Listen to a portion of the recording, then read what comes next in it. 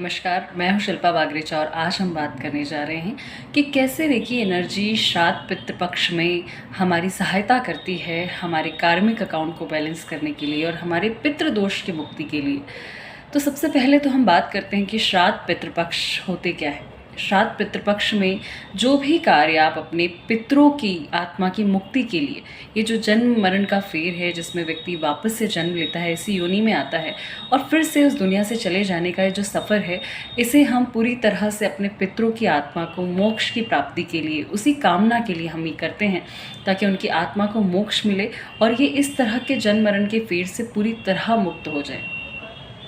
शिव में या शून्यता में जो विलीन होने की भावना से ये जो श्राद्ध पक्ष में पूजाएं की जाती है या तर्पण किया जाता है, वही श्रद्धा से किए हुए हमारे कार्य भक्ति, इसी को कहा जाता है श्राद्ध पितृपक्ष। तो इसी में हम देखते हैं कि कैसे रेकी एनर्जी हमारी सहायता करती है। जितने भी प्रैक्टिशनर हैं या फिर जो भी हम आम जनता है, वो कैसे रेकी एनर्जी के साथ या हमारी सद्भावना के साथ हम इन सब चीज़ों में भी अपनी हीलिंग को या अपनी एनर्जी का यूज़ करके पितृदोष से मुक्ति पा सकते हैं।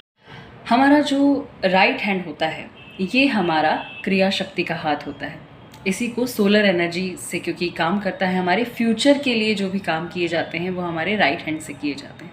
हमारा जो लेफ़्ट है, ये हमारा इच्छा शक्ति का हाथ होता है।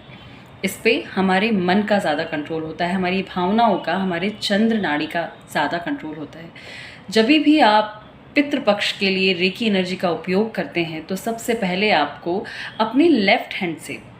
हमारे लेफ़्ट हैंड से आपको सर्वजन कल्याण की भावना के लिए सभी लोगों को आप एनर्जी अपने बाएं हाथ से देंगे और अपने दाहिने हाथ से आपको अपने कार्मिक अकाउंट को बैलेंस करना होता है। जितने भी आपने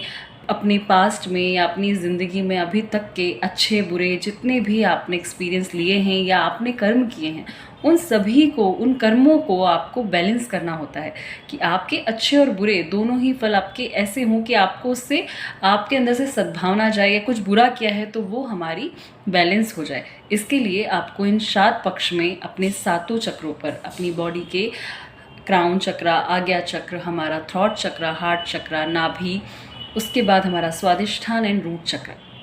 इस हर चक्र पे आपको एक एक चक्र पे 21 या 108 बार या 11 बार, आप जितनी बार चाहें ओम की चैंटिंग, या फिर आप जिन भी भगवान को मानते हैं, जिनका भी आप किसी को इष्ट देवता मानते हैं, तो आप उनका पूरी तरह से स्मरण करते हुए उतनी बार उनके जाप या मंत्र का जाप करते हुए एक एक चक्र पर ध्यान देंगे और उसे ध्यान देते हुए आपको अपने सारे चक्रों में यही भावना डालनी है कि ये रेकी एनर्जी या ये मेरे इष्ट देवता मेरे हर चक्र को बैलेंस करते जा रहे हैं, मेरे हर दोष और गुण को पूरी तरह बैलेंस करते जा रहे हैं और अब मैं पूरी तरह शांत हूँ। तो इस तरह से आप रेकी एनर्जी को अपने सातों चक्र पे पहुँचा के